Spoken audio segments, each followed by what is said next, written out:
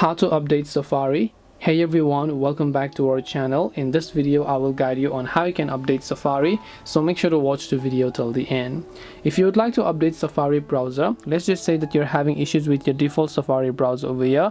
What do you do if you want to fix that? Well, all you have to do is just go ahead and make sure to launch your app store first, and before that make sure that you're also connected to a reliable Wi-Fi. In the search box you simply want to go ahead and then type in Safari over here, right? So once you type in Safari, you should be able to see this type of information, where if you find the update button, it means that the Safari app requires an update. If it says open, it means that Safari app is already updated to the latest version and you don't really have to do anything about it.